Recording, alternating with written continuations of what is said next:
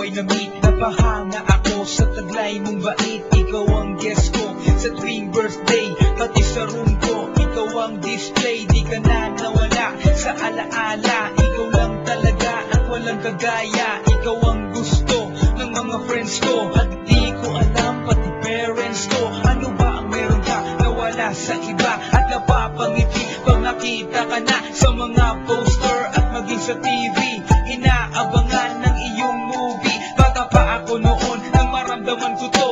Ayoko ng iba, ikaw ang gusto ko. At sa aaminin ko, maniwala ka, mas gusto kita kaysa kay Darna. You were always gonna be my love. It's so hard.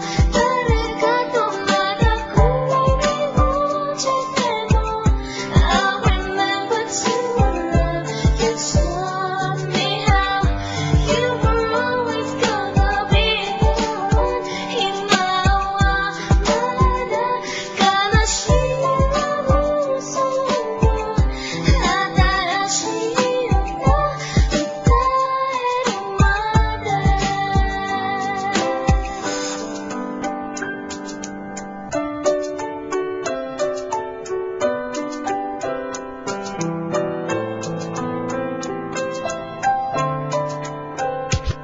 Oh why, bakit ganito? Gusto ko ikaw lang nasa tabi ko. Mga poster mo at mga magazine, sa buhay ko hindi kita kayang alisin. So pati sa cellphone at mga gamit, ikaw ang nakalagay sa aking bedsheet. Ako ay nalungkot nang ika'y nawala. Ano ba ang mali na aking nagawa? Pakiusap naman kahit nasa dali, para lang mabawi ang mga bigani. At muling bumiti at di na umiyak. Magpakita ka lang, gusto kong matiyak na buhay ka pa rin at ika'y malakas. Gumawa ka ulit ng mga palabas, at kapag bumalik, ngingiti ng pusa. At hindi ako magmamahal ng pusa. You were always gonna be my love. It's so hard. Talaga tumada kung may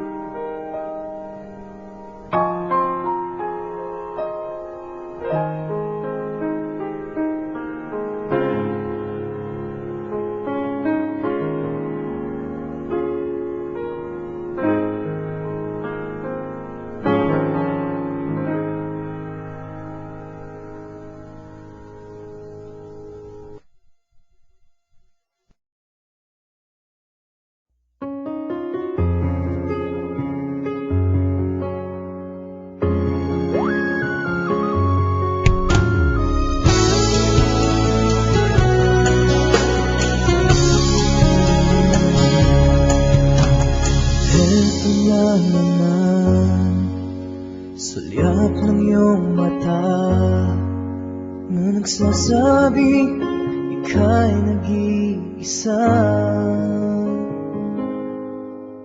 Pinilit kong sabihin, ngunit di ko magawa na magsabing gusto kita. Tuwing makikita ka, ang damdamin ay di mapigilan. May nagmamahal ba sa'yo kung wala'y ako na lang? Lahat ibigay sa'yo nang walang alinlangan. Sana'y bigyan naman ng pansin ang puso kong ito. Ngunit tanong ko lang, may nagmamahal ba? Sana'y ako na lang.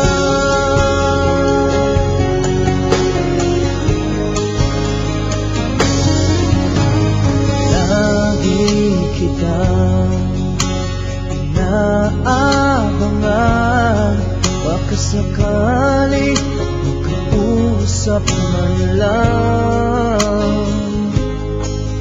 Ngunit dapat ang nadarama pag nariyan ka na. Pero naiinis pag may kausap ka ng iba. Lagi nasa isip ka,